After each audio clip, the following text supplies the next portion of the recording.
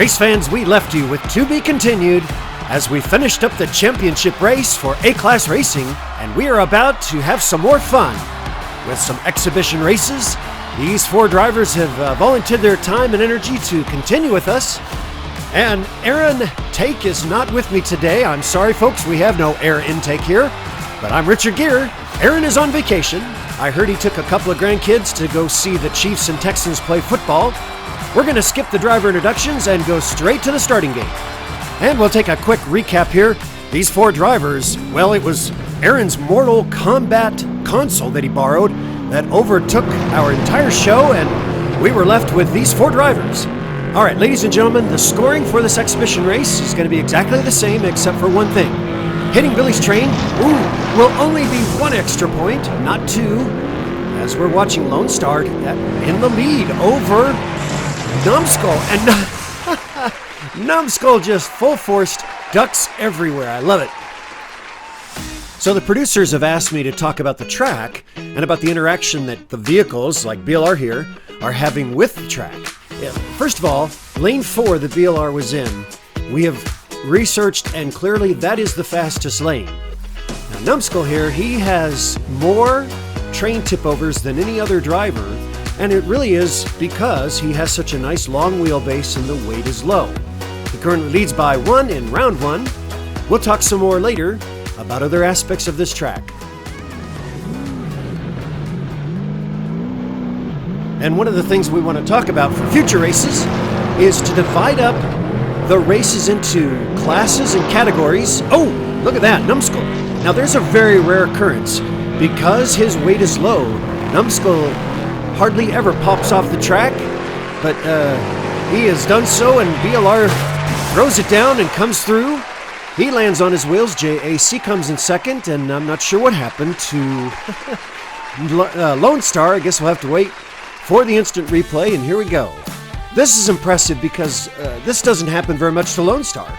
He's got a shorter wheelbase, and yet he's been very consistent. It just happened to catch him this time as he spun out. But that's a testament to the builder's skill. And let's not forget, it was Dune Man driving that VW Bug, and he won the Class B with a shorter wheelbase. Okay, so BLR and Numbskull are tied after 2 races. We did have a couple of fans say, hey, why don't you pair up Dune Man and the winner here, Numbskull, and have them do a race-off. Well, keep in mind, ladies and gentlemen, that Dune Man was clocking times, maybe the high 18-second runs, and Numbskull has been 2.5 seconds faster. And these drivers are all in the very top tier in terms of speed.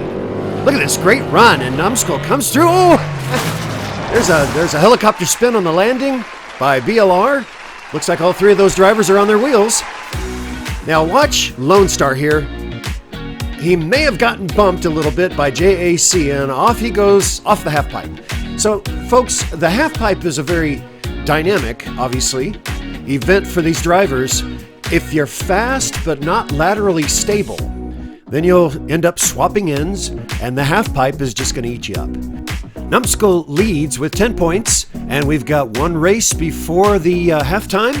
So let's talk a little bit about weight distribution. Okay, and what I'm talking about is how much weight is on the front wheels, how much is on the rear. Now, the first 3, Lone Star closest to us, JAC, and then BLR, their weight distribution is very close to 50-50. So when they enter the half pipe, they will oscillate back and forth, but they can control themselves. And you see BLR, of course, he hit the wall then, and there's Lone Star, but they oscillated back and forth, and yet they made it over the jump. And oh, there's Numbskull. He's on his wheels, and we lost JAC right at the exit of the dunes. Now you're probably wondering, okay, so what is Numbskull's weight distribution? All right, and this may surprise you, but he has 33% on the front, 67% on the rear. And that's actually why his car is more damped and goes straight down that half pipe. And so we're going to talk more about that after our halftime coming up. Right now, Numbskull leads by 2 over BLR. Coming in February 2025, the Gravity Throttle Racing and Chaos Canyon Rallycross event begins here. Now, we've already had drivers show up, and they are making their way and getting their practice in on the Chavano Mountain Raceway. Be sure to tune in, as 32 drivers will be going through 3 rounds of time trials to seed from the top of the pole down to the bottom, and then there will be 2 rounds of racing. All the drivers get the same amount of airtime because this is about accumulating points in order to be the victor. Now, after all the cars finish the second round of racing, they will be heading off to New Zealand to take on a brand new rallycross course. Okay, well, hey, this is race 5. We've got 4 races left. Let's get back to Numskull a minute here. So Numskull's got a very aft-loaded vehicle, and that's likely why you see him pop out a little bit to lead. Now there's BLR. Oh, he just crashed. BLR, and there is Lone Star. Let's watch Numskull here as he enters the half pipe. You see how the rear end is swinging around and the front is just straight down? That was quite a tumble there as JAC comes in third, and it looks like Numskull's upside down. All right, watch BLR a minute here. So you see pops a wheelie and flips on his side. If the car's suspension were, say, perfectly solid, then it would be more susceptible to crashing with the track imperfections and bumps. Now Numskull, when he enters the half pipe, you notice how he is right down the center, but look at the other drivers and the oscillations are broader. Well, when you got a shorter wheelbase or your weight is higher because you're a high lift truck, you have to make your weight distribution more 50-50 to stay on the track. But Numskull, with a real long wheelbase, can put all his weight in the back. Aha! I think we're beginning to see the secrets of the Numskull here. We're about ready to launch into race number 6. Okay, there goes BLR in lane 4. He's holding it together pretty well. Here comes Numskull. Look at how fast Numskull is, and I think he's going to keep that lead, and he does. BLR comes in second. There is Lone Star in third, and off in the distance, JAC finished in fourth. He didn't cross the jump, though. So JAC over on the top right, bumped around the pretzel turn, kind of rough. Here come the drivers, and again, watch Numskull, and you'll see just the way it handles. Less oscillations than the other drivers, and woohoo! JAC had quite a ride. He does cross the finish line, but his front wheels got stuck there at the top of that half pipe.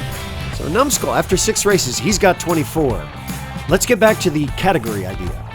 So, in all fairness to BLR and the other drivers that entered high-rise trucks and cars, they are faced with certain challenges that Numskull was able to avoid completely. So making races by category will help to level the playing field. Now, Numskull, he just chose the right car. Good for him. He deserves the trophy, and he will get one. Oh no! He slid off the road, and JAC, he takes his first win. There's a wonderful front flip by BLR. Nobody gets the train. Well, once Numskull got that front end off the track, you could see there's no way he was going to get back on the path and finish the race. Now, keep your eyes on Lone Star. I don't know where this is coming from, but he, again, is just... maybe he wants to go race on a different hill. It's an exhibition race, so it doesn't matter. That's very nice recovery by JAC. Hey, every one of these drivers has finished in first place. And we've got 1 race left. I don't think there's much of a chance for anyone to catch Numskull. But hopefully the video and getting to see this exhibition race helps you understand what's going to work on the Dunes track in upcoming races. We're excited because real soon we're going to have a VW Bug Baja race. And more details on that later. The final race in lane 4, sure enough, is Numskull. I love how BLR is just cruising along as fast as possible, but Numskull's going to take this one. So smooth. Whoa, BLR and the others crash, but they come through. Oh, and I forgot about JAC, so let's watch the instant replay here.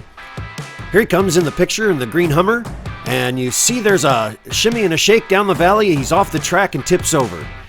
Numskull comes through in first. Notice the time, a 15.99. He is now the 3rd driver after Arlo and BLR to break 16 seconds. Let's give a round of applause to all the drivers that participated today, and Numskull, he is our winner. Fans, we want to give you a little highlight as to who's going to continue in the exhibition races. Take a look right out here. We've grouped them up, and over the next 3 episodes, we're going to showcase some 4-round races and have a little fun with them before our rallycross tournament begins. For now, let's do the dunes. Are you tracking?